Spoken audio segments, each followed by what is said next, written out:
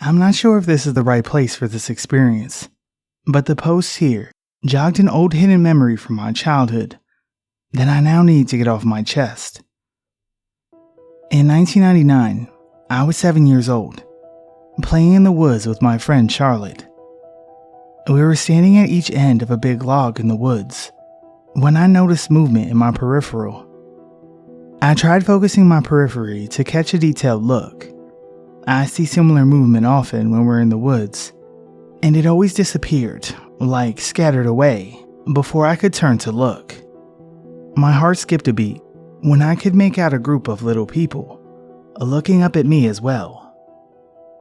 I was frozen in the pose that I was playing in, and after a few seconds, I realized Charlotte had stopped narrating our play and was frozen in place as well, staring at me but focusing on them.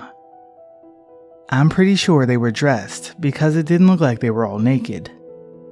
I could tell they knew we were aware of them as they dispersed as Charlotte moved her eyes. We didn't talk about it until we were in her house.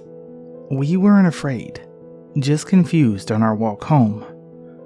We wrote out what we saw before talking about it to see if we saw the same thing.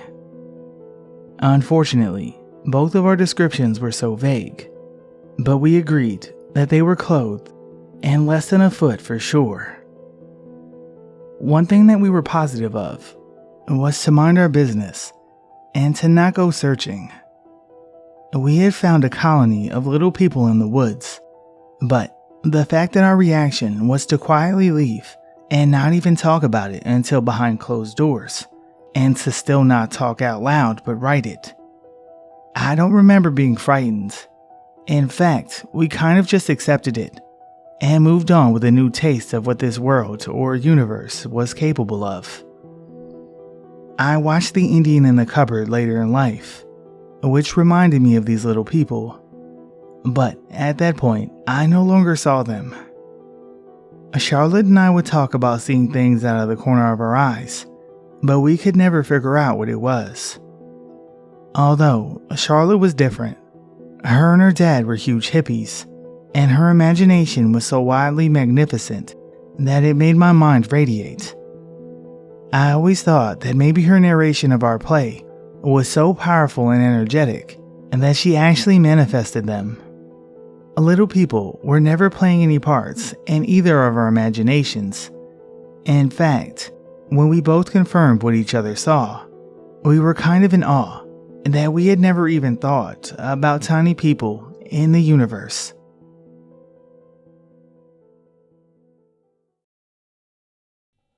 My girlfriend and I were on our way to work this morning between 4:30 and 5. We were driving along and talking as we usually do when I got this weird feeling to look out the window. I was facing forward and looking at the signs of the roads for animals, and as I look out the window, I see a looming black figure that was incredibly large. There wasn't much light on it, but I saw no details as it was blacker and seemed to reflect no light than anything that I'd ever seen, even though the grass around it was slightly illuminated. It was like an ill-shaped moose, but in size only. It was also hard to tell if it was on all fours or hunched over. I didn't see any antlers. My girlfriend was driving, and she asked, "Was that an animal back there? I didn't see it ahead of us." I answered, "Yeah, it must have been. I didn't see it either until it was beside us." We both were suddenly overcome with fear, and the car was filled with a very strong smell of blood. It was incredibly strong, and we both immediately commented on it, and were almost overwhelmed. We have never before or since smelled that in our car, nor have we at any other place. We drove back past on our way home, and again, no smell of blood. I felt her pick up the pace, even though we had already passed it by a bit. She was driving around 75 kilometers an hour, and sped up to about 80 or 85. The smell eventually dissipated, and we were kind of left scratching our heads and feeling kind of excited, but on edge. We live in a rural town in western Sweden, about 30 kilometers east of Gothenburg. I'm quite into this sub, and I can't think of anywhere else to post because Google is giving me nothing with specific keywords. Does anyone have any clue what it might have been? As it was definitely not an animal native to this part of Sweden, and it seemed much bigger than a moose. I've seen other weird stuff in Sweden and Australia, but nothing that resembles this. Any help is appreciated.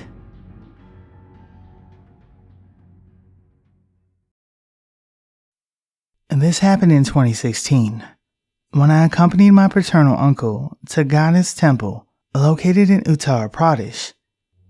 My aunt had been stuck in labor for quite a while, and someone suggested that she may have fallen victim to a tantric ritual called bandhan, binding, and that causes delay in childbirth.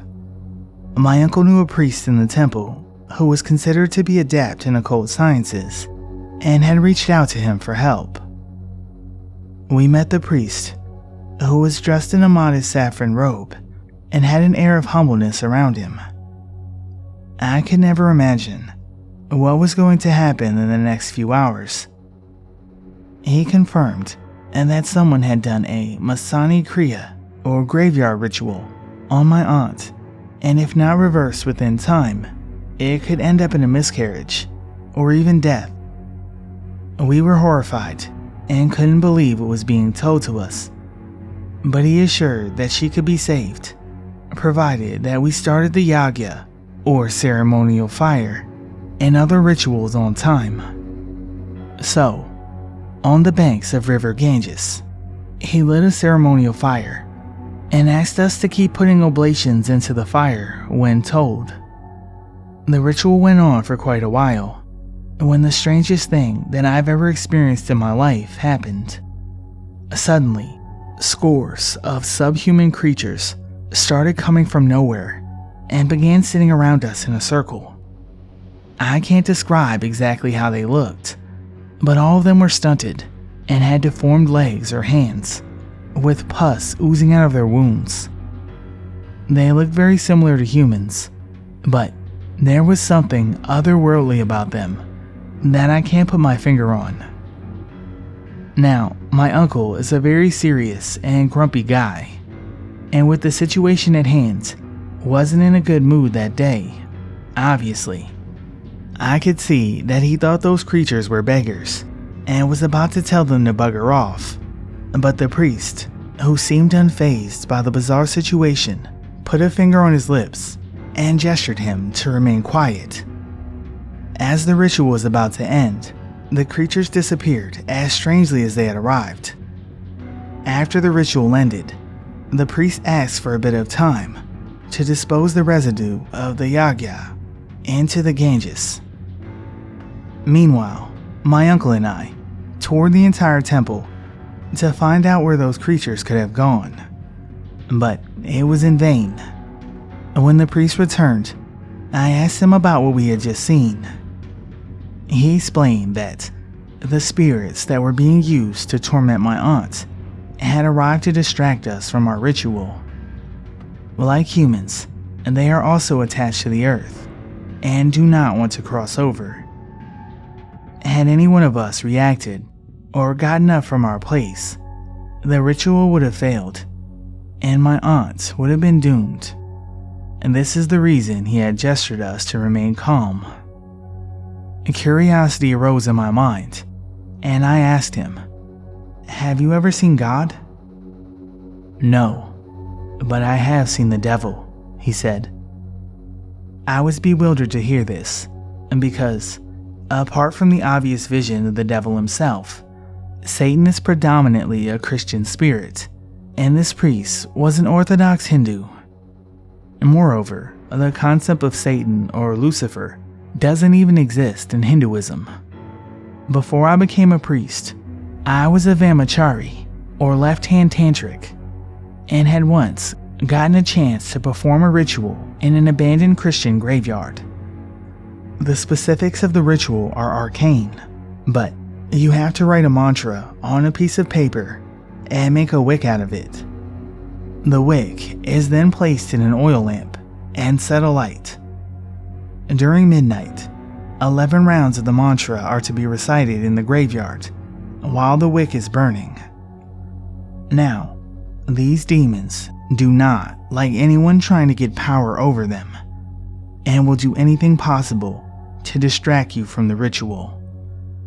Sometimes you'll see maidens wearing garments strutting around the graveyard, and you'll hear their anklets tinkling. At other times, you'll hear the voices of your family screaming out for your help, babies crying, and other hallucinations. If you sit steadfast and perform the ritual for 21 continuous days and don't get distracted, the Prince of Demons, Satan himself, comes on the last day and begs for the oil left in the lamp. I describe Satan as being black, extremely hairy with horns, and walks with his hands and feet to the ground like an animal. This part is extremely treacherous, since it's a trap laid out by Satan to distract the practitioner.